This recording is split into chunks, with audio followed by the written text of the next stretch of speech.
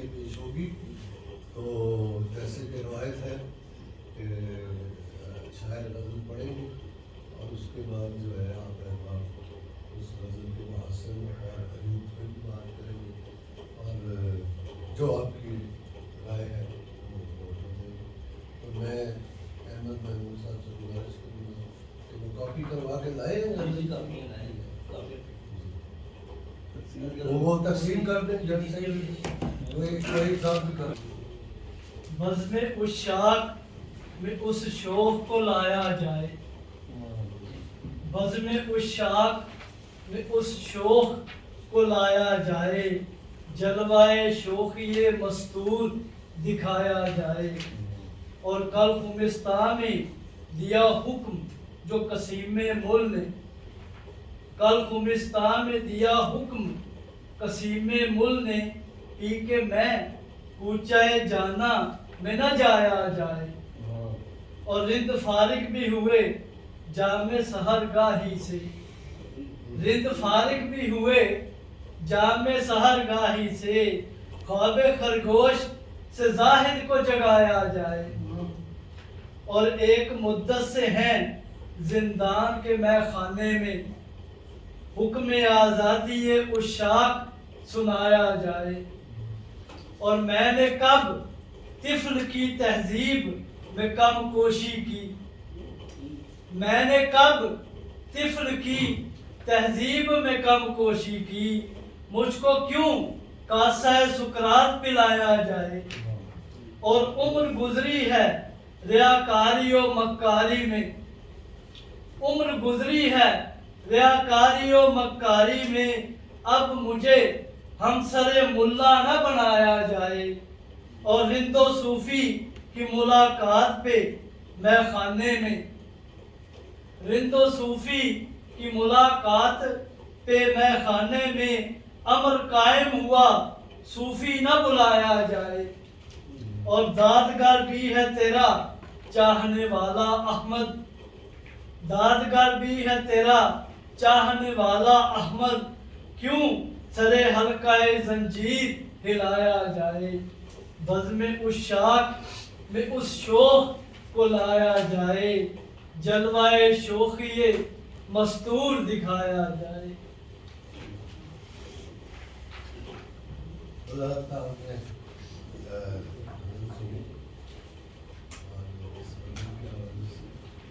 کوئی بھی کسی ایک شعر کے حوالے سے بھی کر سکتے ہیں, مجبور تعصب غزل کا کیا ہے اس کے حوالے سے بھی بات کر سکتے ہیں.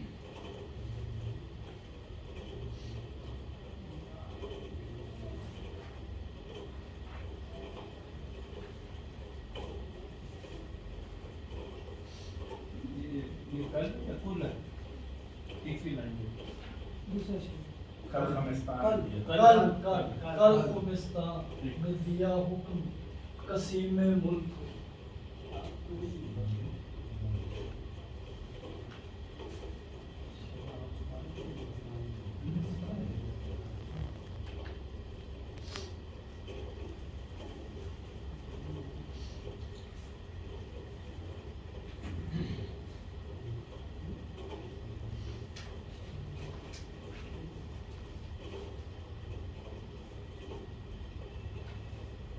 جی صاحب صدر آپ کی اجازت سے آپ نے فرمایا کہ اس کا پہلا تاثر کے طور پہ بات کی جا سکتی ہے. میں آغاز کے طور پہ یہ پڑھتے ہوئے میں آپ کا بھی زمانہ کرنے سے کام کرتے ہیں, مجھے چلا گیا مجھے لگتا جیسا ناصر صاحب کی روح بول رہی ہے, وہی زمانہ وہ دور یاد آ گیا. اور مجھے کمی صدر کی منشا یہاں سب پہلو میں نہیں ہے. وہ فرمایا کرتے تھے ناظم صاحب مہربانی کا لغت بھی ساتھ لے آیا کر. تو یہاں بھی ہم نے کم فہم ہو ایک دو جگہ محسوس ہوئے, تو لغت تو نہیں البتہ موبائل ہے اس میں لفظ دیکھ سکتے. تو وہ مجھے بشیر ناظم کی یاد آ گئے. وہ مجھے لگا کہ وہ بھی ادھر کے کونے میں دیکھ کر مسکرا رہے ہیں کہ میری کمی میرے بیٹے نے ہرتقا پہ ذوق میں پوری کر دی. تو وہ تاثر وہی روایت اور اس کے اندر اس کی طے میں بشیر ناظم صاحب جانتے ہوئے ہمیں نظر آ رہے ہیں. اور انہوں نے جو ایک ہوتا ہے نا پیٹرن غزل کا, تو جیسے خاندانی روایت ہے میں کہوں گا, تو وہ قائم رکھی ہے. اس میں کسی کو کوتاہی نہیں برتی. تو اس تاثر سے مجھے ابھی ایک قرت میں دیکھتا ہوں، اس تاثر سے باہر نکلتے ہوئے مجھے نظر نہیں آئے. دوبارہ کوئی صاحب میرا رہنمائی کرے گا، شاید کسی گوشے سے کسی طریقے سے نکلیں تو میں بھی پھر ان کے پیچھے مزید چالو کروں. میرا ابتدائی سا تاثر. جی اور صاحب آپ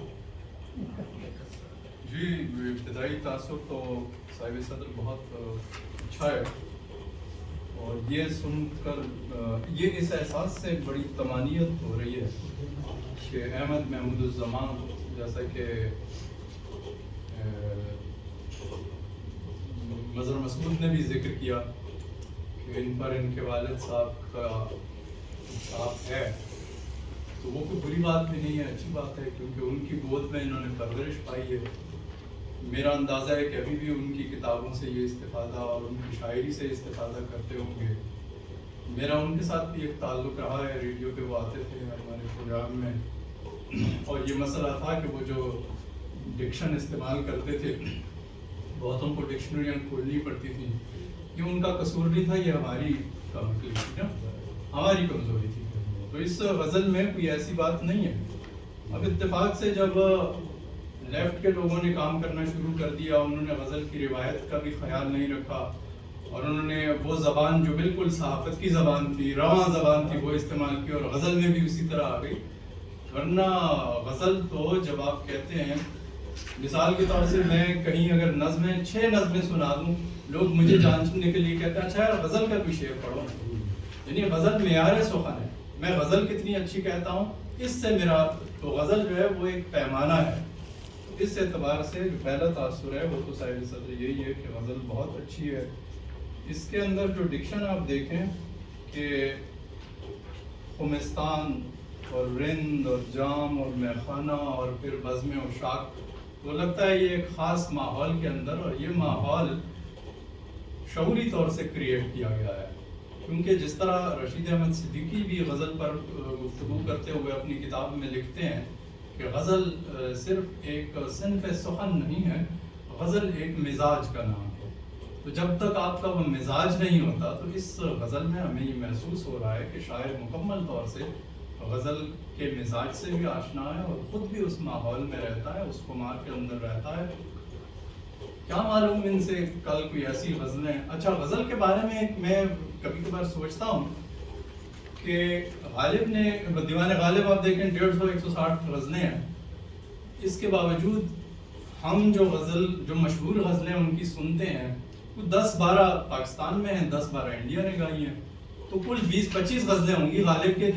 تو غالب کے 150 غزلیں بھی ابھی تک ہم مکمل طور سے اس سے استفادہ نہیں کر سکتے، کیونکہ غزل ہماری موسیقی کو ضرورت ہوتی ہے نا. غزل بنیادی طور سے گانے کے لیے، تغزل کی چیز ہے گانے کے لیے، تو ابھی تو ہم دیوان غالب سے ہی نہیں مکمل استفادہ کر سکے. وہاں سے آتے آتے اور احمد محمود الزمان تک آتے آتے تو اتنی غزلیں ہم کہتے کیوں ہیں؟ کیا ہم وہ معیار مینٹین رکھ سکیں گے؟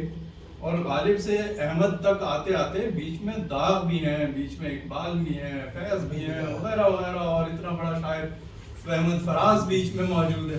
تو یہ سب نے اپنا اپنا کام کیا ہے. ان سب سے جب ہم استفادہ کریں گے تو ہم کتنے رچ ہو جائیں گے انٹلیکچولی، اور استھیٹیکلی ہم کتنے رچ ہوں گے. ایسے میں ہمارے یہ نوجوان شاعر لکھ رہے ہیں، کچھ ہمیں بھی ان سے استفادہ کرنے کا موقع ملتا ہے. ہم بھی کہتے ہیں نہ معلوم کس کے قلم سے کیا سرزد ہو جائے. مثال کے طور سے میں ابھی نیرہ نور کا انتقال ہوا تو میں اپنے دوستوں سے بعض اوقات کہتا ہوں دیکھو ان کا آخری جو ہم نے غزل سنی وہ تھی ہر چند سہارا ہے تیرے پیار کا دل کو رہتا ہے مگر ایک عجب خوف سے. یہ فارغ بخاری کی غزل ہے، بہت کم لوگوں کو یہ معلوم نہیں. میں اس لیے یہ بتانا چاہ رہا ہوں کہ فارغ بخاری نے جب یہ غزل کہی ہوگی تو انہیں خود بھی اندازہ نہیں ہوگا کہ یہ کیا سے کیا بن جائے گی.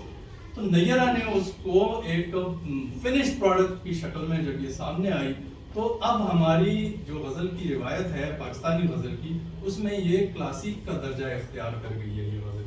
اس کے بعد آپ مجھے بتائیے کوئی غزل ایسی ہے جس کا ہم خاص طور سے ذکر کریں؟ ریڈیو ٹی وی کے لوگوں سے میں یہ سوال کرنا چاہتا ہوں. نہیں ہے، میدان خالی ہے آپ کے پاس. تو اس لیے میں یہ کہہ رہا ہوں کہ بس اس طرح جیسے فارغ بخاری کام کرتے رہے اسی طرح احمد محمود الزمان کام کرتے رہیں گے. ہم یہی فارغ بخاری کی غزل اگر کسی اخبار میں پڑھتے تو شاید پڑھ کے آگے نکل جاتے, لیکن جس طرح سے نیرہ نے اس کے اندر روح ڈالی ہے وہ ہمارے کلچر کا, ہمارے اس ادب کا کی ایک نمائندہ غزل بن گئی ہے. اس لیے میں یہ تو نہیں کہوں گا کہ یہ غزل جو ہے احمد محمود الزمان کی, چونکہ میں نے اور بھی ان کا کلام سنا ہوا ہے کہ یہ نمائندہ غزل, لیکن ان کا جو اسلوب ہے اس کی یہ بہترین غمازی کر رہے ہیں. بہت شکریہ. اس میں ایک آپ کی بات کا چینج کروں گا کہ آپ نے فارغ بخاری سے یہ غزل سرزد نہیں ہوئی.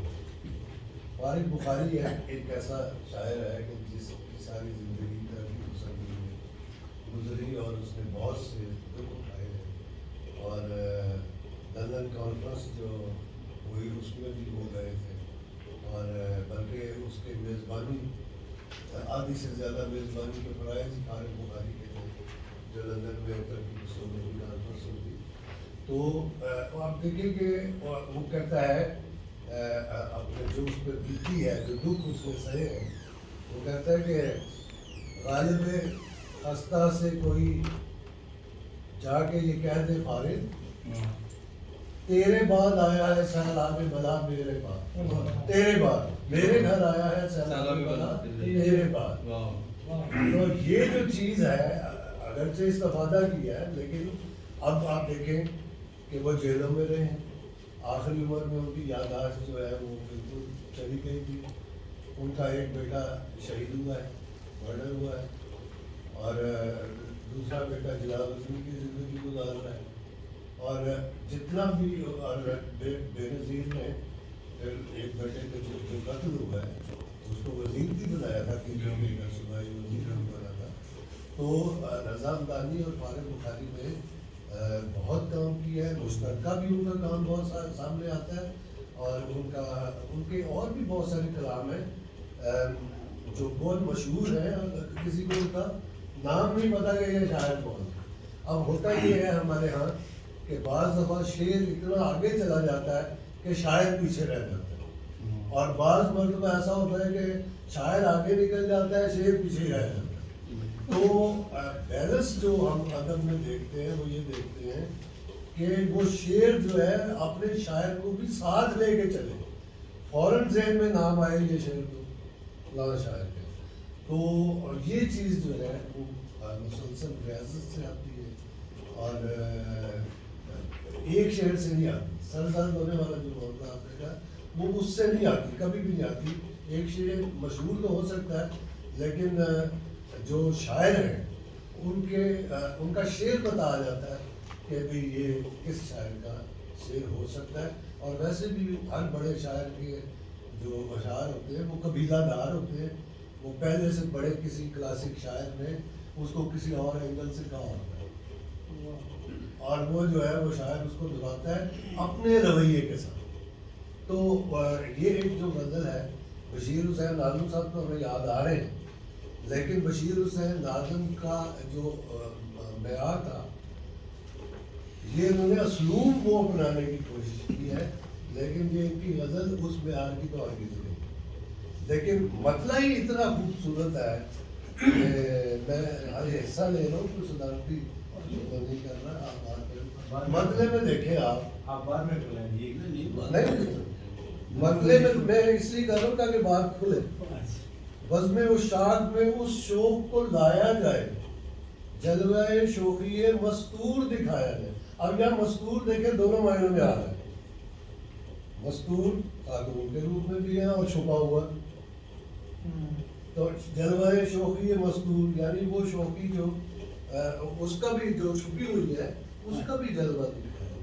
تو یہ فارسی روایت سے جڑی ہوئی ہے. اور اسی طرح دوسرا شعر بھی ہے, اب آپ لوگ بات کریں گے. میں سمجھا شاید آپ سوال کرنے والے ہیں کہ وہ جلوہ مستور کون ہے.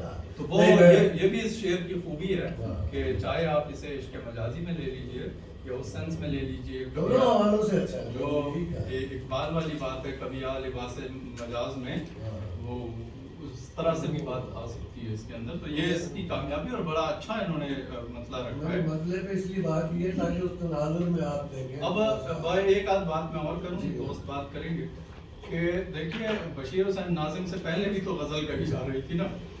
بشیر حسین ناظم پہلے آدمی نہیں ہیں جنہوں نے یہ مشکل ڈکشن اپنائی ہے. عبدالعزیز خان دیکھیے ان سے بھی پہلے دیکھیں, مثال کے طور سے جن دوستوں نے اگر رجب علی بیگ سرور کی فسانہ آزاد پڑھی, وہ چھوٹی سی کتاب ہے, تو وہ نثر بھی نظم ہے.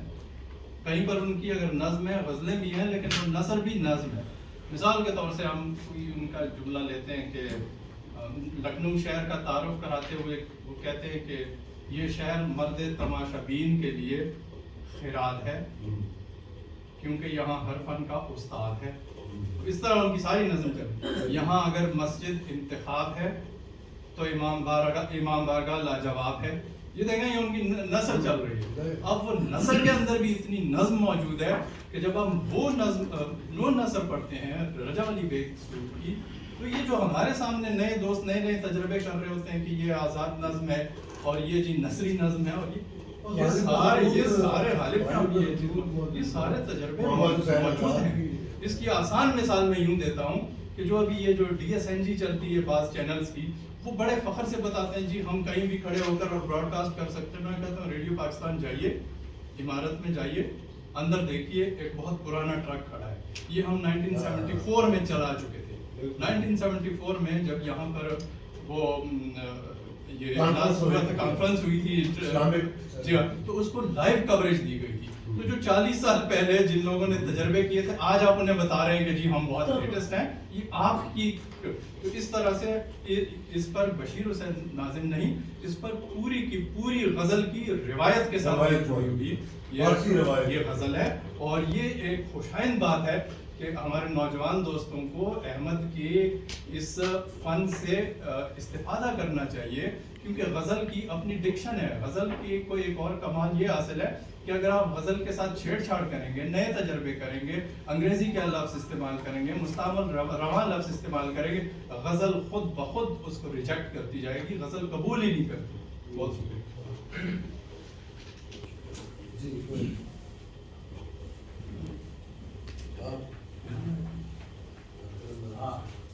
مسئلے کی تشریح تو نقل صاحب کی بہت سینئر ہیں, ضرورت نہیں لگی.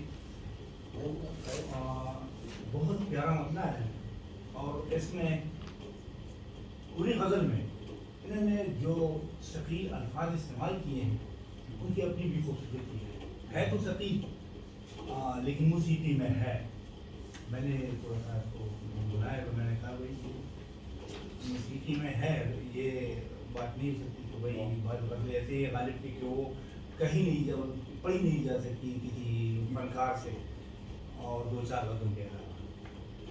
تو اس میں موسیقی بھی ہے, بہت بہترین مسئلہ. اس کے بعد اس میں جو الفاظ کا چناؤ کیا ہے, نئے الفاظ بھی بنائے ہیں.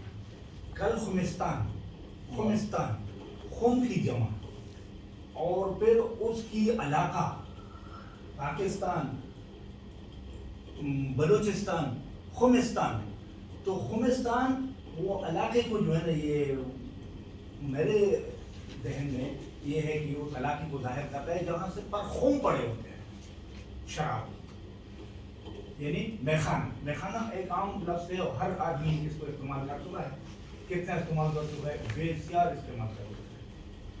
دیا حکم قسیم مل نے, ہم مل نے, قسیم مل نے, ہم ساقی استعمال کرتے ہیں. ساقی جو جام تقسیم کرتے ہیں, یہاں بیچنے والا بڑا, یہاں قسیم مل ہے, جو بیچنے والا ہوتا ہے وہ بھی ساقی ہوتا ہے تقریباً, وہ تقسیم ہی کرتا ہے, وہ بھی تقریباً جو ہے نا ساقی ہوتا ہے. ہر کوئی تقسیم نہیں کر سکتا. پی کے میں پوچھے جانا محنت جایا جائے, یعنی یہااں پر پی کے یہ ایک پابندی ہے کہ آپ جانا کی کوچے میں نہیں جانا چاہیے. ہو سکتے ہیں وہاں پر جو ہے نا آپ کچھ اور بہک جائے اور کچھ اور بولے, پتھر اٹھائے, تو بہت اچھی اس میں مقصد بھی ہے اس شعر میں، اور اچھی شعر ہے، میں تو یہی کہوں گا کہ بہت اچھی ہے. اور رند فارغ بھی ہوئے جام سحر گاہی سے، خواب خرگوش سے زاہد کو جگایا جائے. یہاں پر رند کو جو ہے نا انہیں پوری رات جاگنے سے تحریر دی ہے کہ زاہد ابھی سویا ہے، رند جاگ رہا ہے، رند جاگ رہا ہے، اور آپ جائیں اور زاہد کو ابھی بلائیں، کیونکہ ابھی رند تو جا رہا ہے، ابھی تو سونے کا اس کا ٹائم ہو گیا، جا رہا ہے. تو یہ شعر بھی مجھے بہت اچھے مجموعے. اور اس میں یہ چوتھی شعر میں ہے کہ ایک مدت سے ہے زندان کے میخانے میں. بہت زبردست اصطلاح اس نے یہاں پر جو ہے نا اپنائی ہے کہ زندان کے میخانے میں حکم آزادی اشاق سنایا جائے. اشاق عاشق کا جمع، اشاق عاشق کا جمع استعمال کیا ہے. اشاق یعنی ہم تو عاشق استعمال کرتے ہیں، عاشقوں بھی بول لیتے ہیں، لیکن یہاں پر جو ثقیل الفاظ انہوں نے لائے ہیں نا وہ ان کی اپنی ایک خوبصورتی ہے اس غزل میں. اور میں نے تو ان کی پہلی کبھی کوئی غزل نہیں سنی. باقی شعر بھی بہت تیز، لیکن ایک شعر مجھے مبہم لگ رہا ہے کہ عمر گزری ہے ریاکاری و مکاری میں، عمر گزری ہے ریاکاری و مکاری میں، اب مجھے ہم سر ملا نہ بنایا جائے. تھوڑا سا مبہم ہے کہ یہ مکاری ریاکاری میں اپنی عمر گزری ہے یا ملا کی عمر گزری ہے، تو کچھ زیادہ وضاحت نہیں ہو رہی ہے. مجھے تھوڑا سا مبہم لگ رہا ہے کہ عمر گزری ہے. ہاں اچھا آپ نے دیکھیں، ہم تو یہ سمجھ رہے تھے کہ ان کی شاعر کی عمر جو ہے وہ ریاکاری و مکاری میں گزری. ہاں تو یہاں پر جو ہے نا ملا کا وہ ملا آسمانی فرشتہ تو نہیں ہے، ان کا بھی جو ہے نا جوانی گزری ہوئی ہوتی ہے، اور اس نے جوانی کیسی گزاری ہے. تو یہ ابھی جو ہے نا تھوڑا سا مجھے مبہم لگ رہا ہے کہ ملا کی عمر جو ہے نا وہ ریاکاری اور صفاکاری وغیرہ میں گزری ہے. لہذا مجھے جو ہے نا ان کا ساتھ ہمسار اور سفر نہ کریں. ہی کی گزری ہے. جی آپ صحیح اٹک رہی ہے آپ کے یہاں پہ. روایتی لفظ ہے، روایتی لفظ ہے شیخ. بات کر رہے شاید میں بات کر رہا ہوں. اچھا پھر آپ کو جانا آپ ان کے بارے ہاں جی. اور رنگ صوفی کے ملاقات میں خانے میں امر قائم ہوا، صوفی کو بلایا نہ بلایا جائے. تو یہ بھی بہت اچھا شعر ہے کہ بھائی یہاں پر صوفی کا کیا کام ہے. جو صوفی ہیں وہ تو یہاں گزرتے ہوئے بھی جو ہے نا استغفار پڑھتا رہتا ہے، تو ان کو میخانے میں بلانے کی کیا ضرورت ہے. ہو سکتا ہے ان کا جو ہے نا ادھر آنے سے انتشار بڑھے، کچھ مسئلے پیدا ہوں، تو لہٰذا ان کو نہ بلایا جائے تو بہتر ہے. تو یہ شعر بھی بہت اچھا ہے. اور شاعر کا اپنا جو جہاں پر جو ہے نا انہوں نے مقطع کا استعمال کیا ہے وہ بھی بہت اچھا مقطع ہے. میں تعریف کرتا ہوں پوری غزل کی، جتنا ہماری سمجھ میں آ رہا ہے وہی بتا دیا، باقی دوست تحقیق کر سکتے ہیں. اور مجموعی تاثر یہ ہے کہ غزل بہت اچھی ہے. جی ہاں جی آپ نام نام محمد مسعود انور. انور مسعود کو آپ جانتے ہیں؟ مسعود انور، محمد مسعود. تو مسعود تقلد کر میں کچھ زیادہ مطالعہ نہیں ہے. بیسیکلی میں chief deputy chief scientist atomic energy commission سے ریٹائرڈ ہوں، 7 سال ہوں. ابھی سال بھی نہیں ہوا میں اپنا شوق شروع کیا. مطالعہ نہیں، کوئی اپنی حوالہ نہیں، لیکن یہ ساری غزل نو ڈاؤٹ ایک 100% روایتی غزل ہے. اور پوری غزل پڑھنے کے بعد یہ اندازہ ہوتا ہے کہ شاعر آج سے 150-200 سال پہلے کے زمانے میں رہ رہا ہے. ساری غزل سے لگتا یہ ہے کہ یا تو وہ کتابوں سے باہر نہیں نکلے، لوگ مطلب اس وقت کا جو دور تھا ابھی انہیں کتابوں کے موضوعات جو ہیں یہ انہیں میں ہیں. اور پوری غزل میں شاید مقطع میں یہ اس طرح سے نہیں ہے، تقریباً ہر شعر میں جن کی بات کے رنج کا اور کاسے کا جام کا جو ذکر ہے، غالباً وہ اس زمانے کے بھی میخانے میں بیٹھی صرف اسی کی بات کر رہے ہیں۔ اسلوب کے لحاظ سے پرفیکٹ جو میرا نالج ہے یہ بالکل پرفیکٹ ہے، اس میں کوئی وہ نقطہ نہیں نکالا جا سکتا، اور یہ ان کی بات صحیح ہے کہ بہت ساری انہوں نے نئے مرکب الفاظ استعمال کیے ہیں، جیسے یہ کہہ رہے تھے کہ ملا، تو یہاں کیونکہ ملا فٹ ہو رہا ہے، لیکن زیادہ تر جو میخانے میں شیخ کا ذکر آتا ہے ورث رینگ، شاید ہاں صوفی یا شیخ واحد بھی ہے۔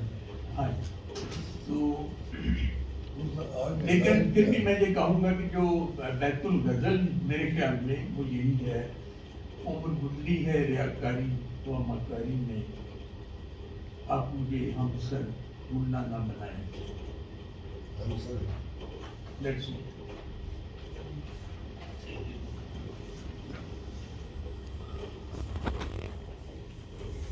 جی اور کون سا؟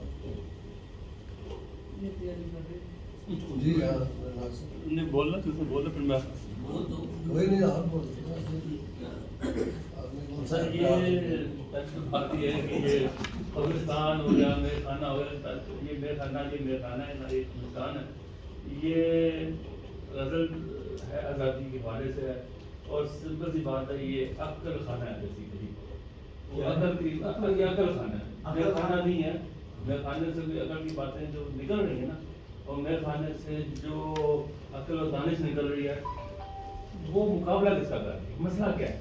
پہلے شعر میں صرف مسئلہ بیان کیا انہوں نے، کوئی شکایت ہے، اب جب کوئی شکایت کا ازالہ جو کرنا ہے نا، تو وہ اب وہ عقل کی دنیا میں داخل ہوا ہے، جس کو میں خانہ کہہ رہا ہے، جس کو قبرستان کہہ رہا ہے، ٹھیک ہے، اب وہ کہہ رہا ہے، اب اس میں اگر دیکھا جائے تو پھر وہ آگے کہہ رہا ہے بھائی ایک طبقہ وہ ہے جو عشق و جذبات کے تحت، اور ایک طبقہ وہ ہے جو عقل کے تحت ہے، ایک طبقہ وہ ہے جو زاہد ہے، ایک طبقہ وہ ہے جو مجاہد ہے۔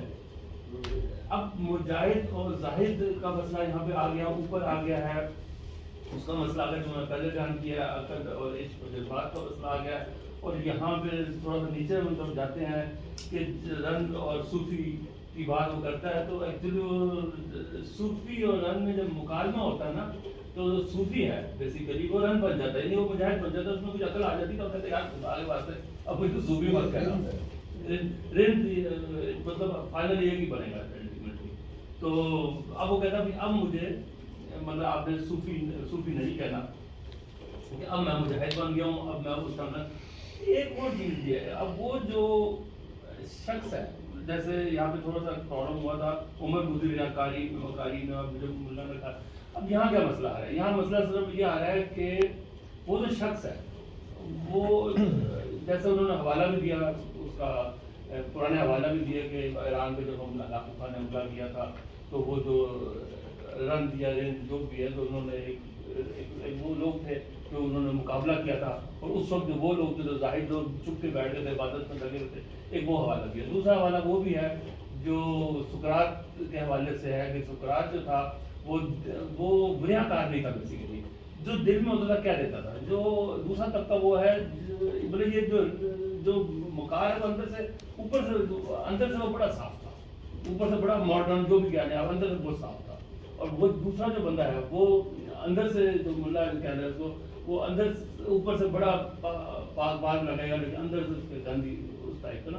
تو یہ بیسیکلی پورا کا پورا جو مسئلہ ہے آزادی کا ہے، چاہے وہ سوکریٹ کے حوالے سے ہے کہ وہاں پہ بھی ایک آزادی کا مسئلہ تھا، عوام کی آزادی کا مسئلہ تھا، عوام کو بیدار کیا جا رہا تھا، پھر وہ جو ہلاکو خان نے حملے کیے، جی، تو پھر وہ جب مسئلہ آ گیا بلوچستان سوری ایران کا اور ہلاکو حملہ ہوا بلوچستان کے پاس علاقے، تو وہاں پہ ایک رنگ جو تھا وہ تھے لڑنے والے، تو پھر یہ سارا مکالمہ آزادی ہی سے جڑا ہوا ہے۔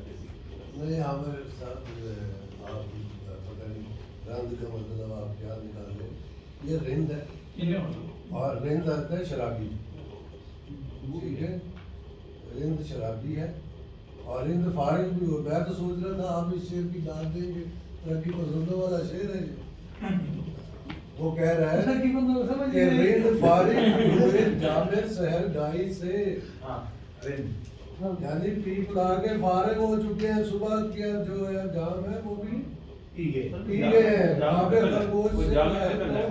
جگایا جائے, مطلب وہ یہ کہہ رہا ہے کہ اگر اب میں آپ کو اس کے جدید مطلب بتا دوں, آپ مولوی حضرات ابھی تک لبرل اور اس کی چکروں میں پڑے ہوئے ہیں, وہ اب جو ہے وہ ترقی پسند وہ نہیں رہے, وہ اب بھی این جی او کے مارے ہوئے ہو گئے ہیں. وہ بھی اب جو ہے وہ پیسے اور دولت کے پیچھے چلے گئے, اب وہ اس طرف چلے گئے ہیں. آپ ابھی تک زاہد کو جو ہے جگایا جائے, زاہد کو جگایا جائے کہ اب یہ تمہارا بھی جو کلیشے ہے اس کو بھی ختم کرو. اب وہ ایشو ہی نہیں ہے. اب نہ دیکھیں پہلے نظریات ہوتے تھے, ترقی پسند نظریات ہوتے تھے یا اسلامک نظریات ہوتے تھے یا دوسرے ہوتے تھے, ادب بھی اس کے ارد گرد گھومتا تھا. پھر 80s کی دہائی میں وہ نظریات تو دفن ہو گئے, پھر وہ ایشوز کی سیاست جو ہے وہ شروع ہو گئی, ایشوز پہ بات ہونی شروع ہوئی اور ادب جو ہے وہ ایشوز کے ارد گرد گھومنا شروع ہوا. اب تو بدقسمتی سے ایشوز بھی نہیں رہے, تو وہ ایشوز بھی جو ہے وہ اب آپ کو شاعری میں نہ کوئی ایشو نظر آئے گا, نہ کوئی دانش نظر آئے گی, نہ کوئی آپ کو نظریہ نظر آئے گا. وقتی طور پہ پاپولیرٹی کی بات جو ہے وہ اشعار میں بھی نظر آتی ہے, اور وہ ڈسپوزیبل معاشرہ ہے, ہر چیز ڈسپوزیبل آ گئی ہے. شعر بھی اب یہ حالت ہو گئی ہے اکثر شعراء کی کہ وہ شعر جو ہے وہ ڈسپوزیبل ہے, 6 مہینے کے بعد وہ ختم ہو جاتا ہے, کیونکہ وہ پاپولیرٹی کے تحت لکھا گیا ہوتا ہے, اپنا مسئلہ نہیں بنتا. تو جب تک شعر کے پیچھے اس شاعر کا تکلیف ظاہر نہیں ہوگی, وہ اچھا شعر پڑھ کیوں نہیں لیتا, وہ شعر کیوں کہہ رہے ہیں, اس کو تکلیف کیا ہے, وہ تکلیف اور وہ رویہ جب تک شعر میں نمایاں نہیں ہوگا, شعر کبھی بھی آگے ٹریول نہیں کرے گا. تو یہ حوالہ یہ ہے. اب آپ نے جو بات کی تھی, میں نے گفتگو میں حصہ لیا ہے, یہ آپ کی بات ہے کہ ایک پہلو یہ نکل رہا ہے. اب میں جب اسلامک پوائنٹ آف ویو سے دیکھوں گا تو میں اس کی دوسری تشریح کروں گا, اسی شعر کی بالکل متضاد کر دوں گا. جب میں اس کو مذہبیات میں دیکھوں گا, کرسچینٹی میں, یہودیت میں اس کی اور تشریح کر دوں گا. لیکن جو شاعر نے ہمارے سامنے پیش کیا ہے نا, وہ چاہے کلیشے کے طور پہ ہے کہ وہ یہ روایتی ہے, انہوں نے صحیح بات کی ہے کہ روایتی غزل ہے, اور وہ ہر شاعر کا اپنا ایک اسلوب ہوتا ہے کہ وہ کیسے کہتا ہے. تو اب یہ بات تو درست ہے کہ یہی رویہ, یہی بات اگر وہ جدید لہجے میں کرتے ہیں, اپنے آپ کو انوالو کر. اصل میں مسئلہ یہ ہوتا ہے کہ ہمارے جو پرانے شعراء ہیں وہ تھرڈ پرسن پہ رکھ کے بات کرتے ہیں. کبھی میں اور ہم یا تو اور تم اس کی بات نہیں کرتے, کیونکہ معاشرہ جو ہے اتنا افراتفری کا شکار ہے. اب آپ کسی کے سامنے بات کریں تو وہ لٹ لے کے پیچھے پڑ جاتا ہے. برداشت اور صبر کا مادہ جو ہے وہ ختم ہو چکا ہے ہر جگہ, سیاست میں بھی, ادب میں بھی, کھیل میں بھی. کوئی بھی شعبہ اٹھا لیں اس میں نہ برداشت ہے نہ صبر ہے. جب آپ دوسرے کے نقطہ نظر کو سنیں گے ہی نہیں تو آپ اس میں مکالمہ کیا کریں گے. پہلے آپ خود دیکھیں, سبت حسن کی کتابیں دیکھیں, یا دوسرے جو ترقی پسند دانشور ہیں, یا جو اسلامک تھاٹ رکھنے والے دانشور ہیں, اشفاق ہو گئے, ممتاز مفتی ہو گئے, یا قدرت شہاب ہو گئے, تو وہ یہ جب بات کرتے تھے تو اس کے پیرالل اپوزٹ ایک دوسرا نظریہ آتا تھا. اسی طرح ترقی پسندوں کے پیرالل بھی آتا تھا, اپوزٹ بھی آتا تھا. تو اب وہ رہا ہی نہیں ہے, کوئی ایشو نہیں رہا ہے. اب وہ جو ہے وہ شخصیات کے ارد گرد پھنس گئے ہیں. شخصیت آپ کو اچھی لگتی ہے تو اس کی بری بات بھی آپ اچھا بنا کے پیش کر دیں گے, اور اگر وہ شخصیت آپ کو اچھی نہیں لگتی تو اس کی کتنی بھی اعلیٰ بات ہو آپ کہیں گے میں تو آگے بڑھ گیا. تو وہ مسائل جو ہیں آج کے ادب میں ہیں، اس پہ دانشور سوچتے ہیں، جو باشعور نوجوان شاعر ہیں یا جو پرانے شاعر ہیں یا جو ایک تسلسل سے مختلف ادوار سے گزر کے شعر کہہ رہے ہیں، وہ ان ساری چیزوں کو ذہن میں رکھتے ہیں اور کوئی اپنا رنگ نکالنے کی کوشش کرتے ہیں. دیکھیں اردو ادب ایک ایسا سمندر ہے کہ بندے صاحب 300-400 سال کی اگر ہسٹری دیکھیں، 600 سال کی اگر ہسٹری دیکھیں تو اس میں آپ کو جو ہے وہ 600 اشعار بھی نہیں ملتے کہ جو رہ گئے ہوں. آپ کو جتنے بھی قابل سے قابل آدمی بھی جو اردو ادب کا طالب علم ہے یا استاد ہے، اس کو بھی 50-60-100 اشعار یاد ہوتے ہیں. اور وہ جبکہ ایک دور وہ تھا کہ جو کوئی شاعری بچہ سیکھنا شروع کرتا تھا تو اس استاد کہتے تھے کہ 10,000 شعر یاد کر کے آؤ، وہ 10,000 اشعار یاد کر کے آؤ تاکہ پھر اپنا شعر کہنا. اس کی وجہ کیا ہوتی تھی کہ 10,000 شعر جب اس کو یاد ہوں گے تو جب یہ اپنا شعر کہے گا تو اگر کسی کے ساتھ ریفلیکٹ کرے گا تو یہ فوراً اس سے دستبردار ہو گا. اس کے پیچھے پازیٹیو چیز یہ کہ آپ جو ہم سرکہ اور یہ استفادہ اور یہ جو نام دیے ہوئے ہیں اور محتاط ہو گئی ہے ہمارے ادب میں اس چیز کی، وہ اگر کسی کو اشعار یاد ہے فوراً اس کے ذہن میں آئے گا یار یہ شعر تو فلاں نے کہا ہوا ہے، تو وہ اپنا نقاد خود جاندار نقاد ہو جاتا تھا. اس پہ پھر شعر سامنے آتے ہیں. تو اس پہ آپ بات کریں، حصہ لیا تھا کہ آگے بڑھیں. اچھا کیا جس طرح آپ لے کے جا رہے ہیں گفتگو کو، مجھے خوشی ہو رہی ہے کہ غزل کا معیار اتنا ہی کڑا رہنا چاہیے. جو 600 سال پر مشتمل اس کی تاریخ ہے، اس کی وجہ بھی یہی ہے کہ آپ دیکھیں نظم تبدیل ہوتی رہتی ہے اور قصیدہ وغیرہ رہتا ہی نہیں ہے. کون قصیدے کہہ رہا ہے آج کل؟ اسی طرح آپ دیکھیں داستانیں مفقود ہوتی چلی جا رہی ہیں. غزل جس طرح سے 600 سال پہلے تھی ابھی بھی ہے، اسی شد و مد کے ساتھ کہی جا رہی ہے.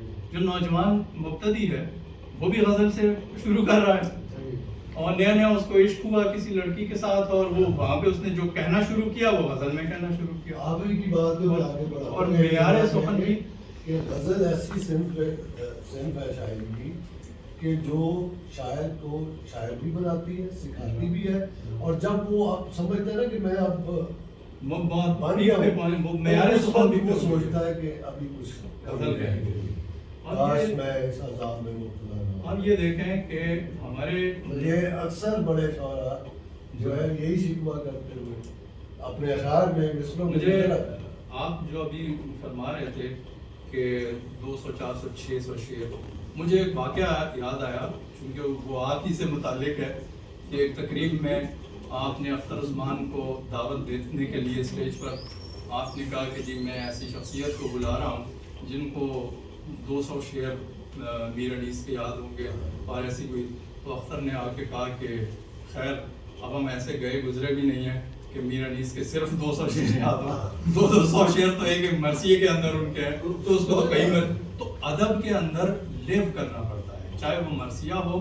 کیونکہ مرثیے کے بارے میں بھی آپ دیکھیں نقاد کہتے ہیں کہ اگر میر انیس مرثیے کی طرف غزل سے مرثیے کی طرف نہ جاتے تو شاید غالب کا یہ مقام آج نہ ہوتا جو جگہ انہوں نے چھوڑی میر انیس سے. تو اس لیے غزل ہو یا مرثیہ ہو اس کے اندر لیو کرنا پڑتا ہے. اور خوشی کی بات یہی ہے کہ احمد بھی آپ دیکھیں ان کا سراپا بھی کچھ شاعر کی طرح ہو گیا ہے اور یہ ایک اچھی بات ہوتی ہے کہ ہم میں سے کوئی شخصیت اگر کہیں اپنے اٹھنے بیٹھنے سے لگے کہ یہ شاعر ہے، دانشور ہے، انٹلیکچوئل ہے، تو گویا کہ یہ اس کی کامیابی ہے کہ وہ معاشرے سے ڈفرینٹ ہے اور اس کو ڈفرینٹ. آپ مغربی ادیبوں کو دیکھ لیں وہ اپنے معاشرے میں بظاہر مس فٹ ہوتے تھے لیکن انہیں ہم اب نارمل نہیں کہتے، وہ سپر نارمل لوگ ہوتے ہیں. تو جتنے بھی سپر نارمل لوگ ہوں گے ان کا اٹھنا بیٹھنا، ان کا طرز گفتگو وغیرہ وغیرہ یہ ڈفرینٹ ہونا چاہیے. اور بعض اوقات لوگ معاشرہ آپ کو ایوریج پہ لانا چاہتا ہے کہ نہیں جی یوں کرو یوں کرو یوں کرو. ایسے میں ہمارا جو نقاد ہے یا ہمارا تخلیق کار ہے وہ اپنا معیار سیٹ کرتا ہے کہ نہیں جناب غزل کا یہی معیار ہے، اس سے ہم نیچے نہیں آ سکتے. تو اب میں 2-3 شعروں پہ بات کرنا چاہ رہا ہوں. وہ اس لیے کہ احمد کوئی نوارد تو ہے نہیں، پھر تھوڑا سا ہمیں دوستی کا دعویٰ بھی ہے، تو اس لیے ہم لیوریج لیتے ہیں بات کرنے کی کہ ایک مدت سے کچھ جگہوں پر احمد نے اس غزل میں تجربہ کرنے کی کوشش کی ہے، یا انہوں نے دوسری اینگل سے بات کرنے کی کوشش کی ہے. مثال کے طور سے یہ 3 شعر ہیں، ایک مدت سے اور میں نے کب اور عمر گزری. ان 3 شعروں پہ میں بات ختم کرتا ہوں کہ ایک مدت سے زندان کے مے خانے میں. اب مے خانے میں ہم کمفرٹیبل رہتے ہیں. مے خانہ وہ جگہ ہے جہاں پر رند اپنے آپ کو کمفرٹیبل، وہ سارے دن کی جو اس کی کارروائیاں ہیں وہ کر کے شام کو مے خانے میں جا کر ریلیکس محسوس کرتا ہے. تو زندان میں کیسے وہ اب وہ زندان میں بھی اگر وہ ریلیکس محسوس کر رہا ہے، اسے مے خانہ سمجھ رہا ہے، تو یہ وہ کیفیت ہے جو فیض صاحب پر بھی تھی. فیض صاحب کو جن لوگوں نے پڑھا سنا ان کے بارے میں کہ وہ جیل میں بھی بڑے کمفرٹیبل رہتے تھے، بلکہ انہوں نے بہت سی شاعری کی جیل کے اندر، اور وہ شاعری کی جو ان کے جیل کے اندر محسوسات تھے. مثال کے طور سے نوجوانوں کے لیے ایک واقعہ بتاؤں کہ ایک جیل میں وہ بند تھے، غالباً سائی وال کی جیل تھی. تو جو وہاں پہ وہ سپاہی تھا جس کی ڈیوٹی تھی، اس کے پاس بڑی بڑی چابیاں ہوتی ہیں، کنجیاں، تو وہ گچھا اس کے پاس تھا. فیض صاحب وہ جو دروازہ ہے باز ہیں اس سے اندر بیٹھے ہوئے ہیں، اور وہ جو چوکیدار ہے وہ باہر بیٹھا ہوا ہے. فیض صاحب اسے کہتے ہیں کہ مجھے سمجھ یہ نہیں آ رہی کہ جیل میں تم ہو یا میں، کیونکہ میں بھی یہاں سے نہیں جا سکتا، تم بھی یہاں سے کہیں سے نہیں جا سکتے. اب فیض صاحب جیسا آدمی، تو پھر ان ظالموں نے کیا کیا، جب انہیں پتہ لگا کہ یہ فیض جیل کے اندر، زندان کے اندر بھی تنگ نہیں ہو رہا، وہاں بھی اس نے اپنی تخلیقی کام شروع کیے، تو ان سے کاغذ اور قلم بھی چھین لیا. ایک شاعر سے آپ کاغذ اور قلم چھین لیں، وہ کتنی اذیت میں ہوگا. اس کیفیت میں بھی پھر فیض نے شعر کہے. تو یہ زندان کے مے خانے میں جس طرح سے انہوں نے استعمال کیا ہے، حکم آزادی، تھوڑی سی اس میں ایک رتی بھر کمی رہ گئی، وہ یہ کہ دلیل اس کے اندر کمزور ہے. کہ مثال کے طور سے حکم آزادی وہ شخص سنایا جائے، ٹھیک ہے، کیوں سنایا جائے؟ ہاں وہ بھی اسی طرح کا. میں نے کب تہذیب کا استعمال انہوں نے کتنا اچھا کیا ہے. تہذیب کہتے ہیں تراش خراش کو. مثال کے طور سے مالی جب مالی کینچی کے ساتھ وہ پودے کاٹتا ہے، یہ اس کی تہذیب ہو رہی ہوتی ہے. آپ اپنی داڑھی کی جو ٹریمنگ اس کا صحیح ترجمہ ہے تہذیب کا. کہ میں نے کب طفل کی تہذیب میں کم کوشی کی، مجھ کو کیوں کاسائے سکرات پلایا جائے. اب اس میں تھوڑی سی گنجائش یہ بات کرنے کی بن جاتی ہے، جو اچھی باتیں ہیں ان پر میں بات کم کرتا ہوں، جو میرے خیال کے مطابق قابل گرفت بات ہوتی ہے اس پر میں بات اس لیے کرتا ہوں کہ میرا احساس ہوتا ہے، تو میں پوری جانبداری سے بات کرتا ہوں. کہ اب دیکھیں سقراط کو صرف اس جرم میں تو نہیں زہر پلایا گیا کہ تم نے طفل کی یا اطفال کی، تم نے کم کوشی کی ہے اس میں. سقراط کے تو بہت سے جرائم تھے. سب سے بڑا جرم تو یہ تھا کہ ریاست کے ساتھ ڈائریکٹ اختلاف. تو اب اس میں یہاں طفل کی کم کوشی میں سقراط والی سزا ان کو کیوں دی گئی؟ یہ تو ایسے ہی ہے جیسے آج کل ہمارے ہاں کوئی بھی جرم کر لیں تو آرٹیکل 6 لگانے کی بات کی جا رہی ہے. تو یہ تھوڑا سا اس میں شاعر کو سوچنا چاہیے. عمر گزری ہے ریاکاری و مختاری میں، اب مجھے ہمسر ملا نہ. یہ دیکھیں ایک تصور بدلا ہے. ملا عام طور سے اردو ادب میں جو استعمال ہوا ہے وہ منفی معنوں میں استعمال. ملا کی اذاں اور مجاہد کی اذاں اور. تو مجاہد کو سپیریئر قرار دیا گیا، ملا کو انفیریئر قرار دیا گیا. ملا کا تصور یہاں پہ انہوں نے بدلا. میرا بھی چونکہ ایک نظریہ ہے کہ مذہب سے نفرت مت کیجیے، آپ اور ہم مذہب کو سمجھے ہی نہیں. یا ہمارے سامنے جو مذہب کے نمائندے آئے وہ کوئی 2 نمبر لوگ تھے. مذہب کا اس میں کوئی قصور نہیں ہے. تو یہاں پر احمد نے شاید شعوری کوشش کی ہے کہ عمر گزری ہے کہ ہماری عمر تو ریاکاری اور مکاری، ہم ملا کے برابر کیسے آ سکتے ہیں؟ ملا نمائندہ ہے مذہب کا، اور مذہب کا نمائندہ اللہ کا نائب ہوتا ہے. بہت شکریہ. جی سر صدر، ہم نے غزل پڑھی اور سب دوستوں نے بات کر لی. غزل یقینی طور پر اچھی ہے، انہوں نے جس انداز میں لکھی ان کا اپنا اسٹائل ہے. لیکن وہ کہتے ہیں کہ اگر گھر میں کوئی برگر ہو تو آپ اس کے سائے میں اس کی چھایا تو پڑ ہی جاتی ہے، اس کے اثرات آتے ہیں. تو اپنے جس انداز میں انہوں نے اسلوب اختیار کیا وہ ہمیں نادر صاحب یاد آتے ہیں، اور ہم یہ بھی کہتے ہیں کہ یہ آپ نے خود کہا کہ اس سطح کی نہیں غزل ہو سکی جس طرح کی وہ خود وہ تھے، ان کی لفظیات بھی بہت اعلیٰ ہوا کرتی تھی، ان کے خیالات بھی بہت عمدہ ہوتے تھے۔ اب اس میں اگر الفاظ کا چناؤ ان کا بہت ہی چنیدہ ہے اور وہ بہت ہی مطلب آپ پر ایک قسم کا روب بھی اور دبدبہ پیدا ہو جاتا ہے، بہت خوبصورت سلوک ہے ان کا، بہت معنی خیز بھی ہے، لیکن وہ جیسے دوستوں نے کہا وہ روایتی ہے، پوری کلاسک کی روایت کی شاعری اس زبان میں ہوئی ہے۔ یہ مجھے تو اس کو شعر سے وہ غالب کا وہ شعر ذہن میں آ رہا تھا، تو اس غالب کے حوالے سے نہ دیکھا جائے شعر کو، بلکہ پوری جو کلاسک روایت اس کے کہ کہاں میں خانے کا دروازہ غالب اور کہاں وائز، پر اتنا جانتے ہیں کل وہ جاتا تھا کہ ہم نکلے، یعنی وہ روایت میں جہاں سے وہ لوگ نکل کے جا رہے تھے یہ اب اس میں داخل ہو رہے اس روایت میں۔ اب وہ 200 سال پرانی روایت ہے، آپ دیکھیں اب غزل کی اگر 600 سال کی روایت ہے، 500 سال کی روایت ہے، وہ روایت کہاں پہنچی؟ آج کے شعراء اتنے بڑے بڑے ہمارے پاس مقبول شعراء ہیں، اتنا بڑا بڑا نام ہے، ڈاکٹر رشید رضوی اس وقت بھی موجود ہے حیات ماشاءاللہ، اور افتخار عارف صاحب اس وقت اگر پہلے دیکھے مشتاق صاحب بھی اچھا، اور اس کے ساتھ ناصر کاظمی کی روایت ہے، منیر نیازی ہے، کیا خوبصورت نکلا جو چاند آئی مہک تیز سی منیر، میرے سوا بھی باغ میں کوئی سو، مجھے بتائیں اس کے اندر کہاں انہوں نے کوئی ترمیم، ایسا ترمیم تو خیر شاعر استعمال کرتے ہیں، ترکیب نہیں استعمال کی، ایک اور دریا کا سامنا تھا منیر کو، میں ایک دریا کے پار اترا تو کوئی ترکیب استعمال کی، اس غزل کے اندر انہوں نے سراسر ترکیبیں استعمال کی، بہت ترکیب استعمال کی، ہر شعر کے اندر ترکیب میں نے نشان در ہوتی ہے۔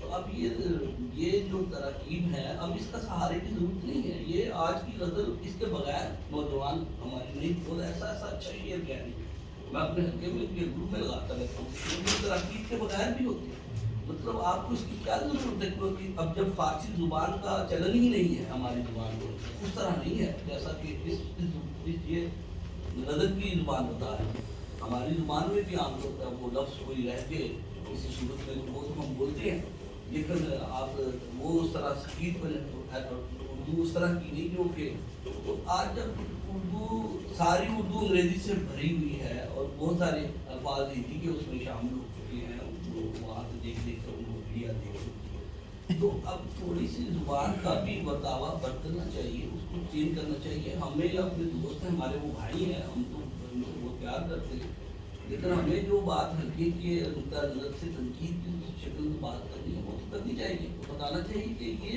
مجھے اس میں سے کوئی حظ محسوس نہیں ہو رہا، میں کیا کروں، میں کوشش کر رہا ہوں اس کے اندر سے حظ لینے کی، کوئی لطف لوں کہ میں غزل کس لیے پڑھتا ہوں، میں جمالیاتی اور احساس کی سطح پر شعر کو پڑھتا ہوں، مجھے وہ شعر میرا جی چاہتا ہے کہ وہ شعر میں یہ ساری غزل ایسی ہوتی ہے سارے شعر اٹھا کے لے جاتا ہوں اپنی ڈائری میں نوٹ کرنا، ہم معنی تو نکالنے کو نکال رہے ہیں، سب کو بھی نکالیں گے، اس کے اندر معنی تو ہے، آپ نے اتنے خوبصورت معنی اس کے اندر ترقی پسندی والی بات جو کی ہے وہ اچھی بہت اچھی ہے، لیکن وہ بات نہیں ہے، وہ زبان کا شعر کا وہ سارا جو ہے وہ سارا بدل چکا ہے، اس کو ان کو دیکھنا پڑے گا، اپنے آپ کو اگر کسی جگہ پر غزل کی نئی روایت کے ساتھ کہیں پر کھڑا کرنا ہوگا اپنے آپ کو، تو انہیں پھر وہ اس طرف اس کو دیکھنا پڑے گا کہ مجھے اپنا یہ چلن بدلنا چاہیے، تھوڑی سی زبان کو یا نفسیات کو یا معنی کی سطح پر، معنی میں بھی وہی وائز، وہی میخانہ، وہی رند، وہی ملا،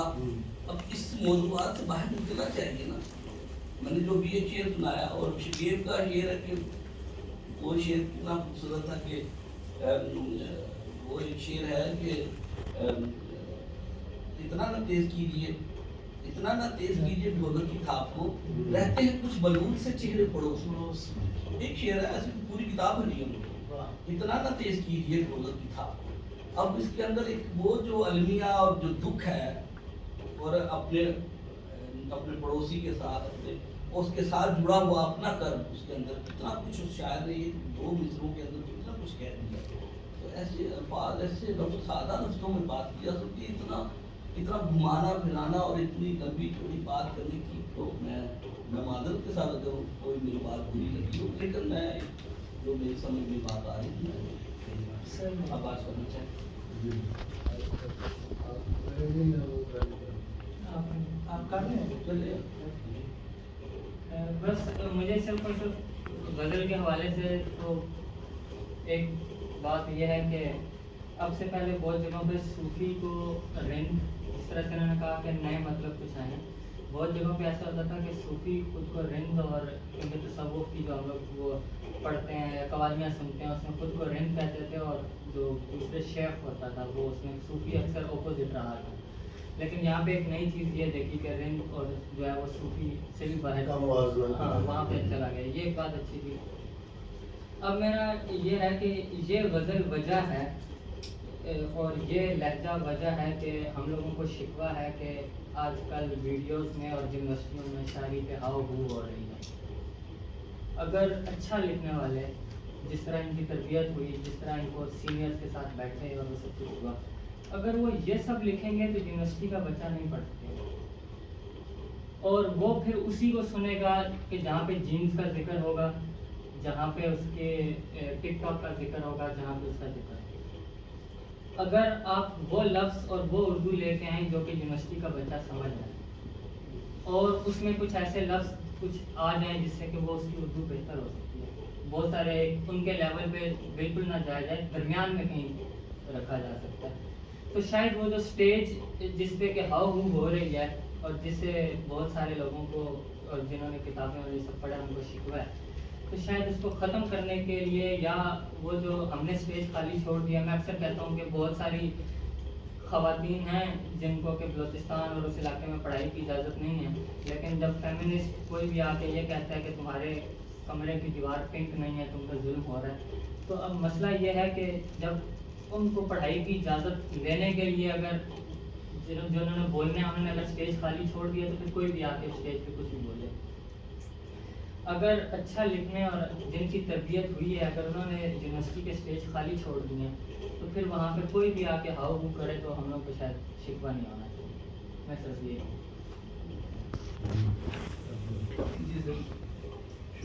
मैं ये कहना चाहता हूँ कि गज़ल पढ़ते हुए कुछ अशार में तो मुझे वो इसकी अलायम रमूज़ और उसलूब के हिसाब से शहीद बल्खी का दौर मुझे कभी याद आता रहा, तो कभी वो 18वीं सदी की जो रवायती शुरुआत के कदीम तर्ज बयान जो जिनका रहा है, तो उनके बेशक गज़ल में रवानी भी है, तरन्नुम भी है, मौसीक़ियत भी है, मज़ामीन भी मुख्तलिफ हैं, और मज़ामीन में वसअत भी है, तफक्कुर भी उसके अंदर मौजूद है, इस बात में कोई शक शुरू नहीं है। लेकिन इस ऐद में गज़ल मानवियत और गैर के एतबार से बहुत तब्दील हो चुकी है, और अजदादी विरासत और रवायत के नाम पर हम बहुत सारे बेशुमार गलत समझौते कर चुके हैं।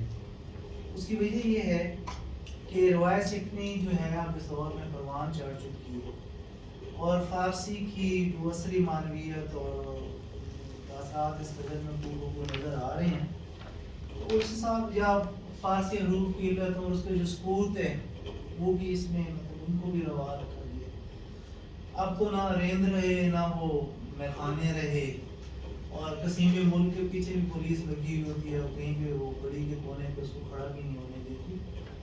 तो बहुत मतलब मैं कहने का मकसद ये है कि हमारे यहाँ जो बाज़ नकात जो हैं वो रिलेट करते हैं कुछ इस तरीके से चीज़ों को कि उसमें जो है वो नज़र आती है कि या कभी मुखालफत नज़र आनी शुरू हो जाती है या हमायत नज़र आना शुरू हो जाती है।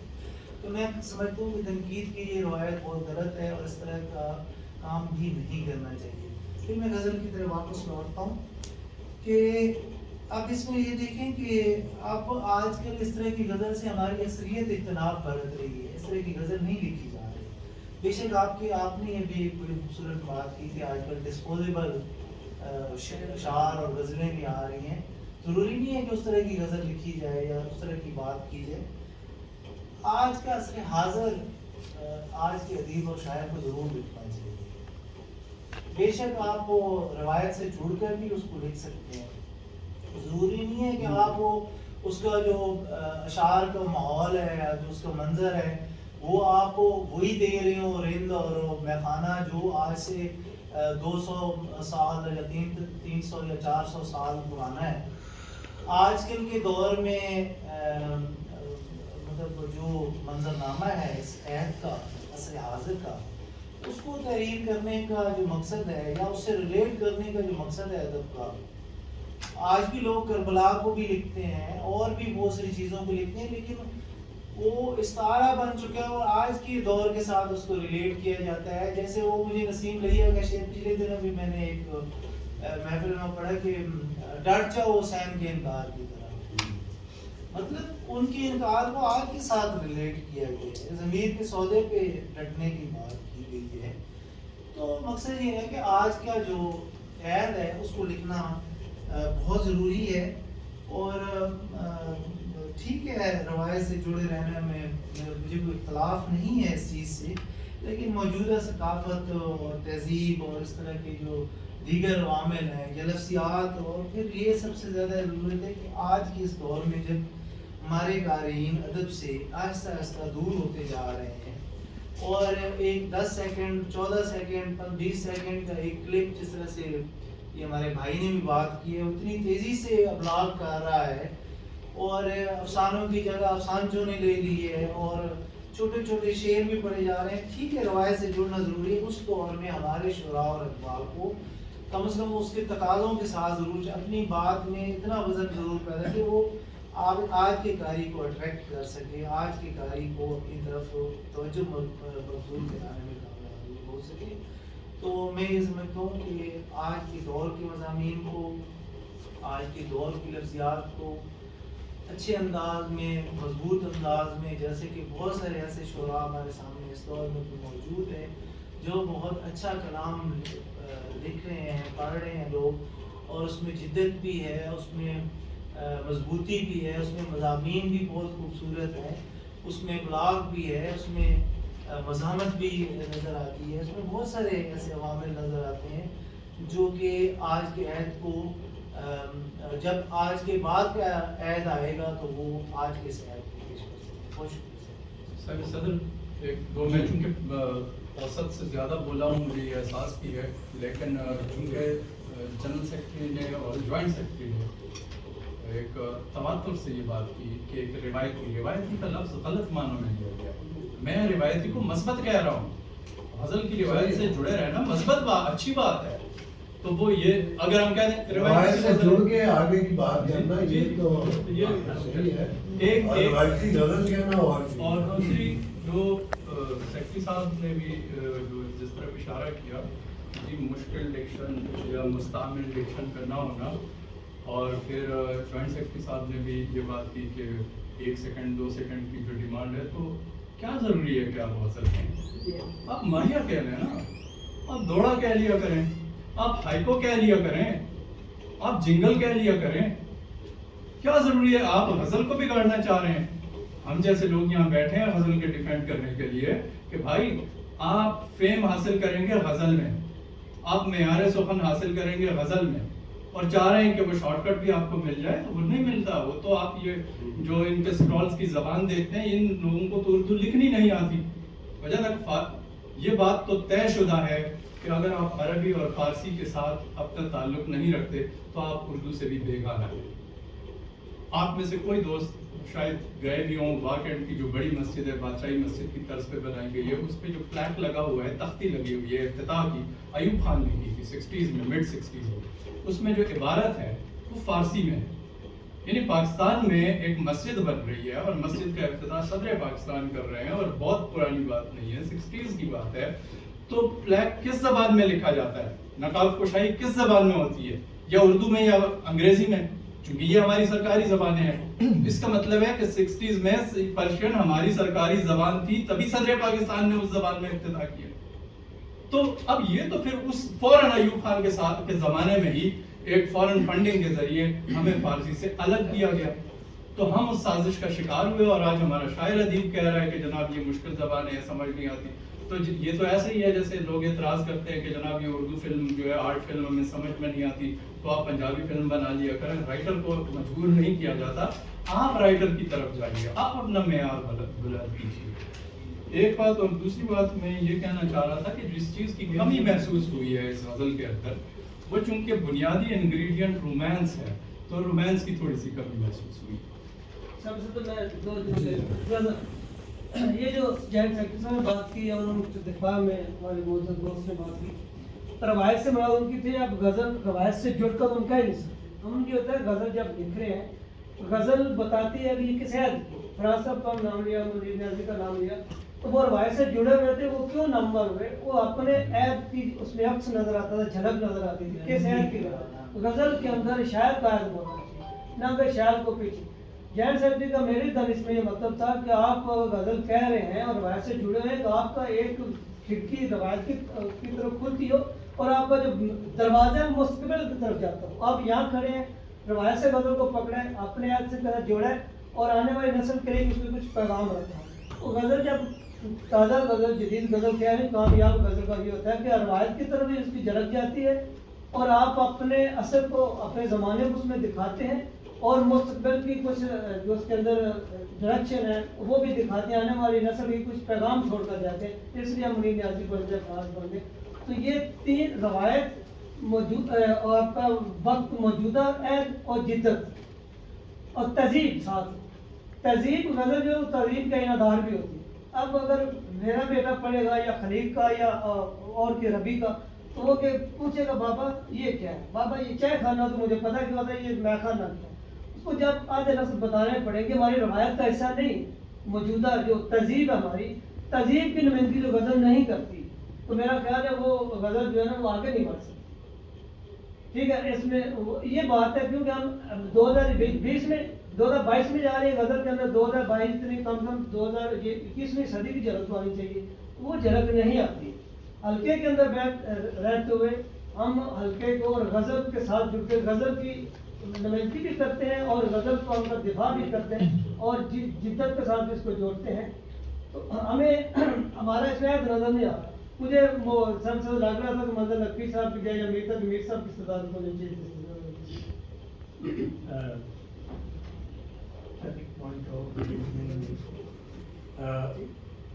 انہوں نے روایت کا دفاع کیا ہے, نو ڈاؤٹ, اس سے انکار نہیں ہے. ہم روایت کے خلاف نہیں ہیں. غزل بذات خود ایک روایت کی صنف کیا ہے, ورنہ وہ قصیدہ چلتا رہتا بہت پہلے. اچھا, دوسرا یہ ہے کہ حضرت نے آپ کو ذکر کیا ڈسپوزیبل کا, تو اس کا میں ذرا اس کو کوالیفائی کرنا چاہ رہا ہوں کہ عورت سے عورت کا ذکر شروع ہوا, اس کے بعد وہاں سے نکل کے سماج میں آئے, سماج کے کا ذکر ہوا, سماج کے بعد پھر یعنی یہ ترکیب پسند اور جو ہے. اس کے بعد کیا ہوا کہ سماج سے ہٹ کر انفرادی لوگوں کا کے مسائل ڈسکس ہونے شروع. اور آج کل جو ڈسپوزیبل کا ذکر کیا ہے وہ میں اس کو یہ سمجھتا ہوں کہ آج کی سوشل پرابلم بدل رہے ہیں تیزی سے ٹیکنالوجی کی وجہ سے. وہ چونکہ شارٹ لفٹ ہیں تو یہ بھی جو موضوعات میں وہ بھی شارٹ. یہاں میں اپنے دفاع میں تھوڑا سا یہ کہوں گا کہ غزل آج بھی مہخانے یا رکیب یا تھوڑا یعنی آپ محبت کا ذکر کریں اور پھر مسائل بھی ڈسکس کریں جو آج کل کی ہیں. تو یہاں یعنی آپ کو آج کل کی غزل میں بھی ایک کا شعر ضرور آپ کو مہخانے یا اس کے بارے میں مل جائے. یہ میں نے لکھی ہوئی ہے, اس میں جسٹ میں جو ریلیونٹ ہے وہ بات کر رہا ہوں. یہ 25 فروری کی بات ہے اسی سال کہ جیسے یہ آج ہی کا موضوع ہے, انہی دنوں کا ذکر تھا میرے اس جسم پر ہے میری مرضی، میرے جسم پر ہے میری مرضی، ایسے کہیں پر دماغ بھی باقی۔ پھر وہ میخانے کا ذکر آ گیا وہ کہ آپ کی بات آگے ہو جائے گی، میں دو باتیں ضرور نہیں جا رہا ٹھیک ہے، آپ نے اپنی بات ہم سمجھ گئے ہیں، نہیں، لیکن ایک یہ ایشوز نہیں ہے، یہ ایشوز بنائے گئے ہیں، میں ابھی بات کرتا ہوں۔ بس آپ بات یہ جو بات کر رہے ہیں نا، زبان ہماری فارسی کی بات ہے، دیکھیں انگلش بھی انویٹرس کی زبان ہے، فارسی بھی انویٹرس کی زبان ہے، عربی بھی اگر ہم رابط نہ ہوتے تو ہماری زبان نہ یہ ہوتی، نہ وہ ہوتی، نہ وہ ہوتی، ہماری زبان جو ہے جو ہوتی وہ ہوتی، ٹھیک ہے۔ ایک بات تو یہ ہے، اب جب شاید آج بیٹھا تو بات وہ آج بھی کر رہا ہے، سقراط کا حوالہ دیا، وہ کہہ رہا ہے سقراط کا دور بھی آج کا دور ہے، آج بھی ایک بندہ ہے وہ کہہ رہا ہے کہ میں نے تو یار تمہیں کوئی پتھر ہی نہیں مارا، پھر بھی تم میرے ساتھ یہ حرکتیں کر رہے ہو، تو پھر بھی تم مجھے ذائقہ پڑا کہ آج میں ترقی پسندیت کو انٹلیکچوئلزم سے جوڑ رہا ہوں، نہ کہ غربت سے جوڑ رہا ہوں، تو میں ترقی پسند بھی کرپٹ ہو سکتا ہے اور مذہبی بھی کرپٹ ہو سکتا ہے، دونوں ایماندار بھی ہو سکتے ہیں۔ میں یہ کہنا چاہ رہا ہوں کہ وہ صرف مسئلہ سیدھا سا ہے کہ وہ کچھ آج بھی ہم آج ابھی 4000 سال پیچھے ہی ہیں، کہ آج بھی جب وہ بات کرتا تھا سقراط دیوتاؤں کے حوالے سے جو چیزیں ہم لوگ جو جمود کے شکار کرتے تھے عوام کو اور سوسائٹی کو، اور وہ عیاشیاں ہو رہی تھی، وہاں کا ملا جو تھا اس زمانے کا جو بھی ہوگا دیوتائی مذہب کا وہ بھی عیاشی کر رہا تھا، بادشاہ بھی عیاشی کر رہے تھے، مرا بھی اشرافیہ، اور نیچے عوام کو انہوں نے لگایا تھا ترقی بتی کے پیچھے اور جمود، اور تو آج ہمارے یہاں پہ جہاں پہ آج کی یہ غزل لکھی ہوئی ہے تو وہاں وہ کہنا چاہ رہے ہیں 4 سال پیچھے ہی ہم، ابھی 4 سال آگے گئے ہوتے تو پھر ہمیں دنیا کے برابر چل رہے ہوتے۔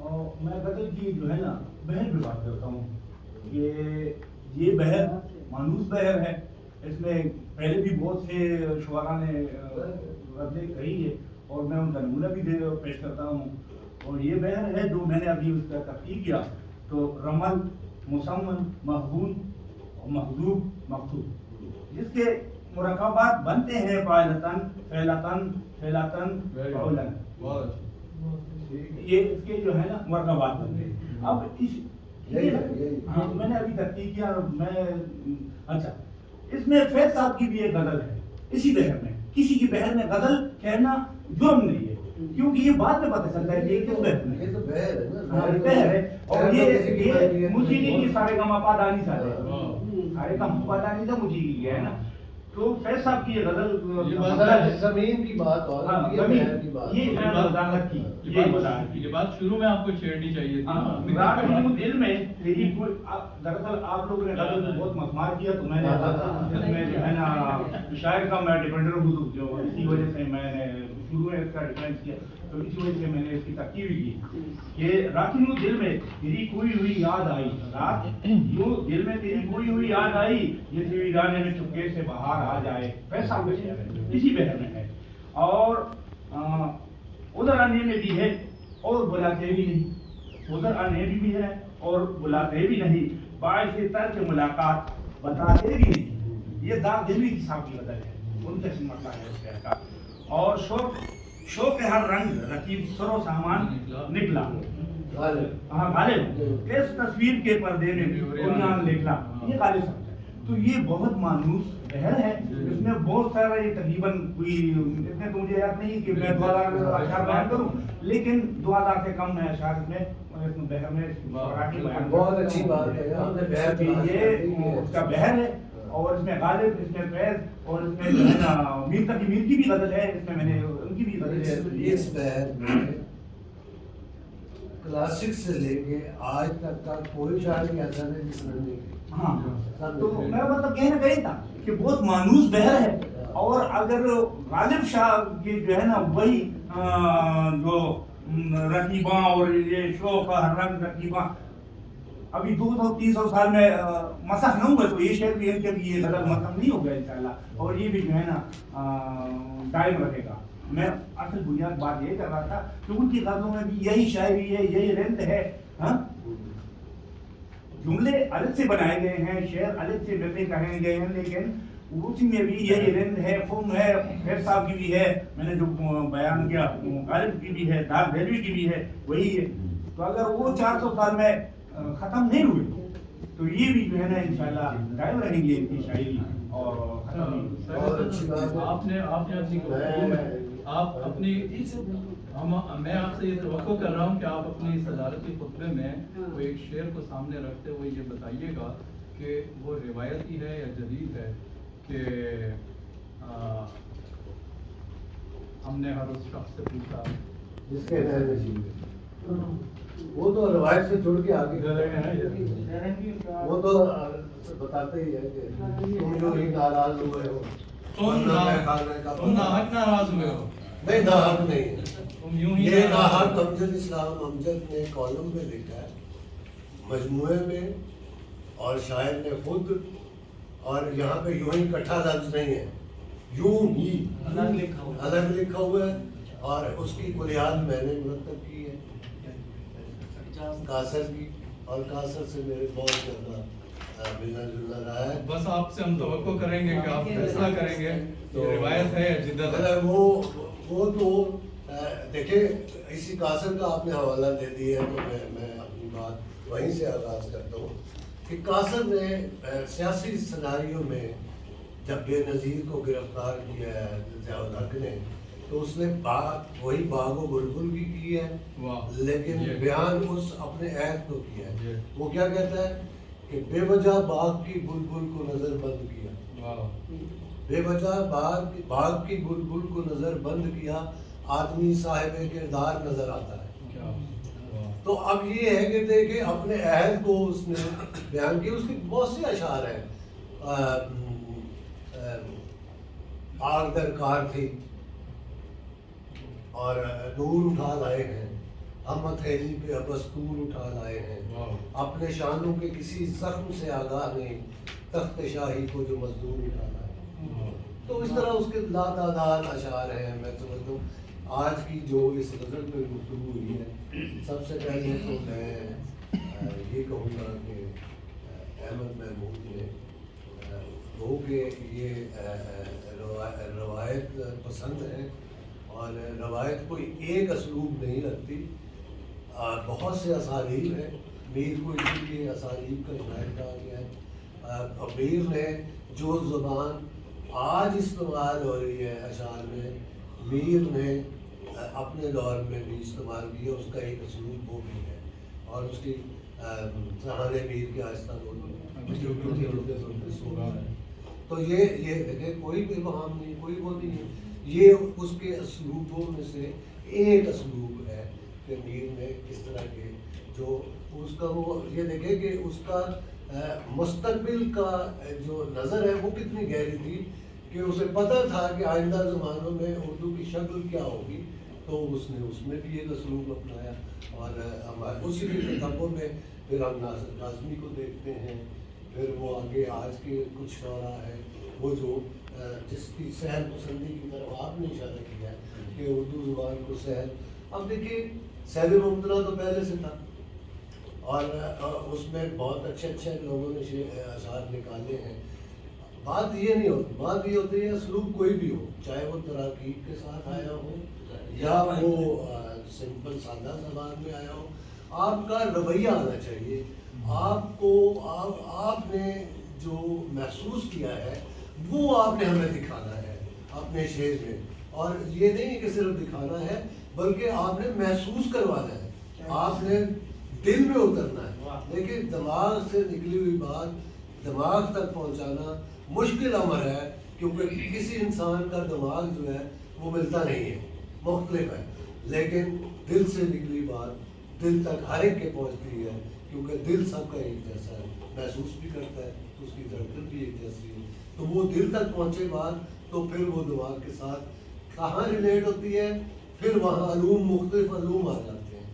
शायर है, अदीब है, तो उसको वो उसके साथ मिला लेगा, साइंटिस्ट है तो वो अपने साइंस के साथ मिला लेगा, आलम दीन है या मज़हबियात का तालिब इल्म है या आलिम है तो वो उसको उस तनाजुर में देखेगा, सूफी किसी और तनाजुर में देखेगा और रिंद किसी और तनाजुर में उसको देखेगा।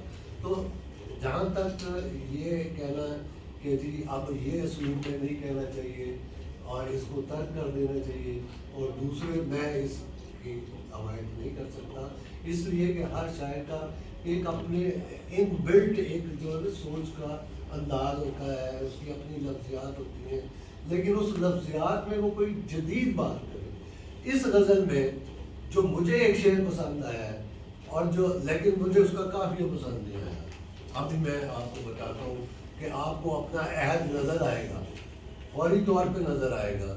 وہ آخری شعر ہے مقطع: داد گر بھی ہے تیرا چاہنے والا احمد، کیوں سرے حلقہ زنجیر بلایا جائے۔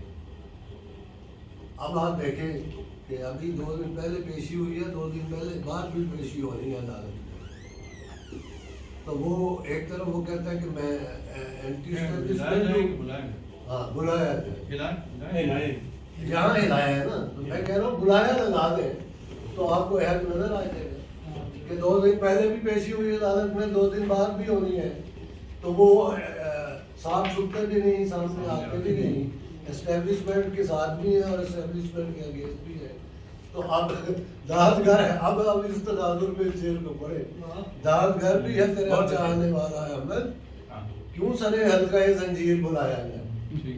تو بات یہ ہے کہ یہ اپنی اپنی لفظیات ہوتی ہیں کہ شاعر کس طرح برتتا ہے، کس طرح شعر کو اپنے عہد کے ساتھ جوڑ لیتا ہے یا اپنے اس کے ساتھ کرتا ہے۔ تو ایک ذرا سا لفظ کو یا بلکہ ایک حرف کو تبدیل کرنے سے شعر کہاں سے کہاں چلا جاتا ہے۔ اسی طرح ان کا یہ جو مطلب میں پہلے بھی بات کر چکا ہوں، دوسرا شعر بھی ٹھیک ہے، لیکن یہ زندان والی بات اور پھر سکرات والا، اگرچہ کاسہ سکرات سے ویلڈ ہو رہا ہے، لیکن آپ نے یہی کہا ہے کہ زہر کی طرف آپ کا اشارہ چلا گیا، جبکہ آپ کہنا چاہتے ہیں سچ، تو وہ زہر کی طرف تو اشارہ اس میں ہمیں مل رہا ہے کیونکہ کاسہ سکرات ہے، تو کاسہ سکرات میں کیا تھا؟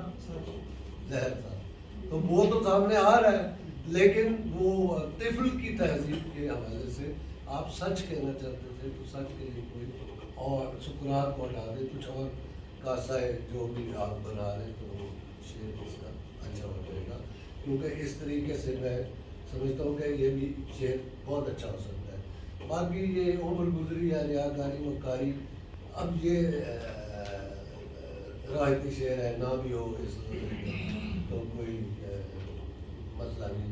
رند و صوفی کی ملاقات پہ میں خانے میں امر کھائے ہوا صوفی کو نہ بلایا جائے، تو یہاں ایک کسی شخص نے بات بھی کی ہے کہ رند اور شیخ کا اور ملا کا مقابلہ ہے، صوفی تو خود رند ہے، وہ تو کہتے ہیں کہ میں پیتا ہوں، وہ شاک ہوں،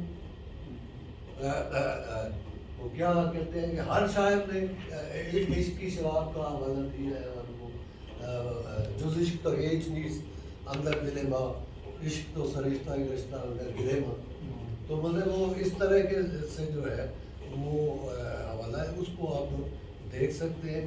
تو میں سمجھتا ہوں کہ احمد محمود نے اس غزل میں جدید حوالے ٹچ دیے ہیں، لیکن کیونکہ یہ اپنے مزاج کی وجہ سے، اور وہ ایک ہر شخص کا ایک مزاج ہوتا ہے کہ وہ مزاحمت بھی کرتا ہے تو وہ مزاحمت بھی مبہم رہ جاتی ہے، تو وہ مبہم نہیں ہونی چاہیے۔ ایک شاعر کا کم از کم یہاں ایک بات میں ضرور کروں گا کہ شاعر جب شعر کہتا ہے تو اس کا فرض ہے کہ وہ کم سے کم ایک ڈائمنشن تو دے جو مکمل ہو، اور 2 دینے والا اچھا شاعر ہوتا ہے، 3 دینے والا اس سے اچھا شاعر ہوتا ہے، اور پھر جو جس کے مختلف شیڈز نکلتے ہو اس کو ہم کہتے ہیں کہ یار یہ کمال کا شاعر ہے۔ تو بات یہ ہوتی ہے کہ وہ شاعر کا کام یہ ہے کہ وہ ایک اپنے شعر کی ایک پرت جو ہے، ایک ڈائمنشن جو ہے وہ مکمل ضرور دے۔ باقی قاری سمجھدار ہے، جو اگر وہ اس کو شعر نہیں بھی کہتا تو مختلف فنون کے ماہرین ہوتے ہیں، وہ اپنی اپنی ڈائمنشن خود نکالتے ہیں۔ تو وہ جو نئی تھیوری ہے کہ قاری بھی اپنی جگہ پہ ایک تخلیق کار ہوتا ہے، تو وہ تخلیق کار جو ہے وہ یہی ہوتا ہے کہ وہ اپنی ڈائمنشن نکالتا ہے۔ باقی جو کلاسکس ادب کے حوالے سے یہاں گفتگو ہوئی ہے اس میں میں سمجھتا ہوں کہ بہت سے سوالات بھی ہیں اور اس کے جوابات بھی ہیں. اگر اس کو ایک ایک کر کے ہم بیان کرنا شروع کریں تو رات گزر جائے گی. اور سحر گاہی کیا آپ نے لکھا مصرا؟ ہاں سحر گاہی کا تو وہ چلتی رہے گی. یہ اکیڈمک جو ڈبیٹس ہوتی ہیں یہ کبھی ختم نہیں ہوتی. نقاد جو ہے سب سے پہلا شاعر تو سب سے پہلا اپنا نقاد خود ہوتا ہے. جب وہ مصرے کی بنت کر رہا ہوتا ہے اس کے ذہن میں کئی مصرے آتے ہیں, وہ ان کو ریجیکٹ کرتا ہے, پھر کسی جگہ جا کے وہ ایک مصرے پہ اپنے آپ کو اس کے ساتھ ہم آہنگ کرتا ہے. جب وہ ہم آہنگ کر کے ہلکے میں آتا ہے تو پھر پتہ چلتا ہے کہ اس کی ہم آہنگی جو ہے وہ ٹھیک تھی یا نہیں تھی, کیونکہ دوسروں کی دانش تھی اس میں اور دوسروں کی جو نقاد ہے اس نے کہا تھا, برڈسورتھ نے کہا تھا کہ شاعر کے اندر کے نقاد کو اتنا مضبوط نہیں ہونا چاہیے کہ وہ اس کی تخلیق کار کو کھا جائے, اور تخلیق کار اتنا ڈھیلا نہیں ہونا چاہیے کہ وہ نقاد جہاں چاہے اس کو لے کے گھومتا رہے. تو بات یہ ہے کہ جو شاعر ہے وہ شاعر جو ہے وہ اپنے اندر ان بلٹ نقاد ہوتا ہے, اسے پتہ ہوتا ہے کہ میں کیا کہہ رہا ہوں, اور یہ چیز اس کو پالش کرتی ہے اس کا مطالعہ, کلاسکس کا مطالعہ, شعر فہمی اور شعر کو مختلف انداز سے دیکھنا, اور اس کے ساتھ جب وہ دیکھتا ہے تو پھر وہ اندر ہی خود ہی پالش ہوتا ہے. پھر ایک وقت آتا ہے کہ اس کو دوبارہ مصرع سوچنے کی ضرورت ہی نہیں پڑتی, وہ ایسے پانی کی طرح پھر وہ نکلتا ہے اور پانی کی طرح ہی پھر دوسروں پہ اثر بھی کرتا ہے. تو بہت سے شعراء ایسے, لیکن جب وہ ہمارے اکرم ناظری صاحب نے فوراً جو بیر نکالی, اگر وہ شعر کو اس بیر کے چکر میں پورا کرے گا تو وہ پھر چاشنی ختم ہو جائے گی, وہ جو شعر کی اپنی موسیقیت ہے وہ ختم ہو جاتی ہے. تو صرف رکن پورے نہیں کرنے ہوتے, بہت ساری چیزیں دیکھنی ہوتی ہیں, اس کا ردم بھی دیکھنا ہوتا ہے. اور پھر بات یہ ہے کہ ہر لفظ کی اپنی صوت ہے, اس کی اپنی آواز ہے, اس کا اپنا پورا ایک نظام ہے کہ آپ ایک لفظ کو ہٹا کے اس کی جگہ متبادل اسی معنی کا دوسرا لفظ اگر آپ لگا دیں وہ شعر پھیکا پڑ جاتا ہے, یا وہ اچھا لفظ لگا دیں جس کی صوت جو ہے ہر اعتبار سے مضبوط ہو تو وہ شعر زیادہ لگ جاتے ہیں اس کو. تو میں سمجھتا ہوں کہ شاعر کا یہ کام ہوتا ہے, اور یہ چیز جو ہے ریاضت سے آتی ہے اور کلاسکس کو پڑھنے سے آتی ہے. ایک ہی مضمون پہ 10 شعراء کے شعر اگر آپ پڑھیں پھر آپ کو پتہ چلتا ہے کہ یار یہ کس نے زیادہ اس پہ مہارت حاصل کی. تو مطالعے کی جو ہے وہ جاری رہنا چاہیے. میں سمجھتا ہوں کہ آج کی اتنی گفتگو کافی ہے, اور احمد محمود نے کم از کم ہمیں اپنے اسلوب میں جا کے, بلکہ بشیر حسین ناظم صاحب کا ذکر بہت آیا, سب نے کیا, میں نے بھی کیا, حریف نے بھی کیا, آپ سب نے بھی کیا. تو میں ناظم صاحب سے میری بہت ملاقاتیں رہی ہیں, فون پہ بھی مجھے 2 آدمیوں نے اپنی میری ادبی لائف بھی اب کم از کم 30 سال تو ہو ہی گئی ہے. تو اس 30 سال میں 2 شخصیات ہیں کہ جن کو وہ چلتی پھرتی ڈکشنریاں تھیں, اور اگر مجھے کسی لفظ کی سمجھ نہیں آ رہی اور وہ ہے تو میں فون کرتا تھا. ایک پشاور میں تھے خاطر غزنوی صاحب, ان کو فون کریں وہ فوری طور پہ اگر انہیں یاد نہیں ہوتا تھا وہ نکال کے کتاب نکال کے وہ مجھے اس کا مطلب بتاتے تھے کہ یہ ہے. اور دوسرے بشیر حسین ناظم صاحب, تو وہ ان کے ساتھ میں پوچھتا تھا ان سے فون پہ کہ جی یہ مطلب یہ لفظ ہے, اس کا نیگیٹو مطلب کیا ہے اور اس کا پازیٹیو مطلب کیا ہے. تو وہ دونوں ان کو پتہ ہوتے تھے اور وہ بتا دیتے تھے. بعض دفعہ آپ کو شعر میں اس چیز کا خیال رکھنا پڑتا ہے کہ آپ دونوں مطلب دینا چاہتے ہیں, ابہام پیدا کرنا چاہتے ہیں, نہیں کرنا چاہتے, کوئی لفظ ایسا آ گیا آپ چھوڑنا بھی نہیں چاہتے, رکھنا بھی چاہتے ہیں. تو وہ پھر اس میں پھر ظاہر ہے اساتذہ جو ہے ان کی محافل جو ہے ان کی صحبت جو ہے اور ان کے ساتھ کی ہوئی گفتگو جو ہے وہ ہمارے کام آتی ہے. اور پڑھنے سے تو بہت ساری چیزیں آپ پڑھ تو لیتے ہیں, ان سے شناسائی تو ہو جاتی ہے, لیکن ان ڈیپتھ جا کے تو پھر آپ کو مکالمے سے ہی بات سمجھ میں آتی ہے. اور یہ جو ادبی محافل ہیں کرنا بے ذوق ہے یا دیگر تنظیمیں جو اس طرح کے اجلاس کرتی ہیں، ان کا مقصد ہی یہ ہوتا ہے کہ ہم اپنے شعراء و ادباء کی اجتماعی دانش کو بھی دیکھیں اور اس کی روشنی میں اگر کوئی کمی رہ گئی ہے، کوتاہی رہ گئی ہے تو اس کو ہم دور کریں. بہت شکریہ. بہت شکریہ.